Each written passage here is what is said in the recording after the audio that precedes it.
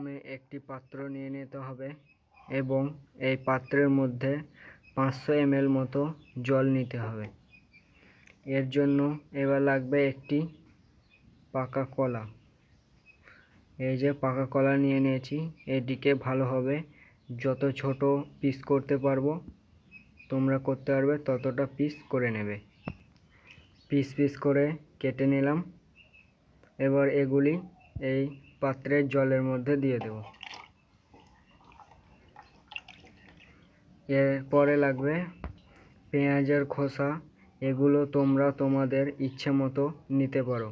এগুলিকেও রেখে দেবো পাত্রের মধ্যে। এরপরের উপকরণ রসুনের খোসা, এগুলিকেও রেখে দেবো পাত্রের মধ্যে। এগুলি ভালোভাবে ডুবিয়ে দেব।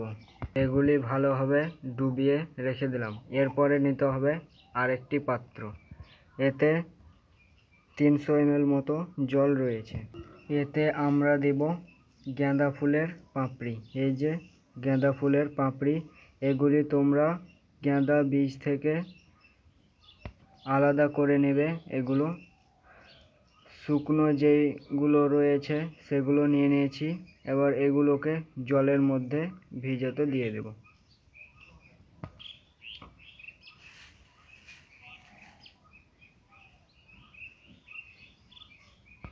ভালোভাবে ভিজিয়ে নিলাম।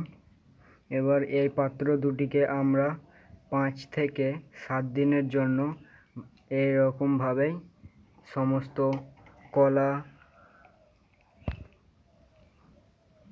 পেঁয়াজ, রসুন সমস্ত চোঁকা ভালোভাবে ভিজে যায়। এর জন্য আমরা 5 থেকে 7 দিনের জন্য এগুলিকে একটি স্থানে রেখে দেব। ফিরে এলাম 7 দিন পর। 7 দিনের মধ্যে এগুলো ভালোভাবে পচে গিয়েছে।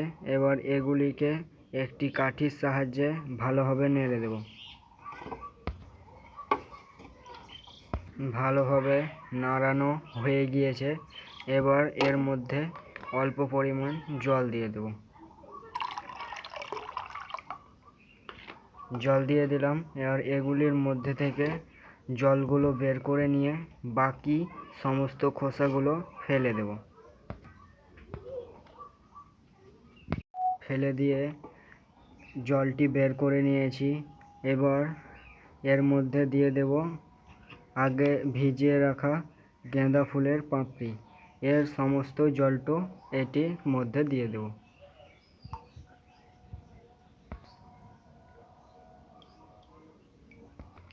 সমস্তটা দিয়ে দিলাম। এবার এই জলটি ভালোভাবে নেড়ে দেব। এবার এটি গাছে দেওয়ার জন্য তৈরি হয়ে গেছে। এবার এটি আমরা সরাসরি গাছে দিয়ে দেব। এগুলি আমরা টবের সমস্ত গাছে দিয়ে দেব। প্রত্যেকটি টবে দিয়ে দেব।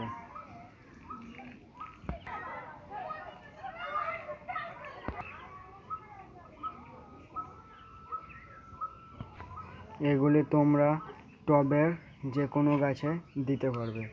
কয়েকদিনের মধ্যে গাছ অনেকটা তাজা ও সতেজ হয়ে যাবে এগুলি দিলে। আজকের ভিডিও এই পর্যন্ত। ভিডিওটি ভালো লাগলে লাইক করে, শেয়ার করে, সাবস্ক্রাইব করে দেবে। পাশে থাকা বেল আইকনটি প্রেস করে আমার চ্যানেলের সাথে যুক্ত হয়ে যাও আরও এরকম অন্যান্য ভিডিও পেতে। আজকের ভিডিও এই পর্যন্ত। টাটা।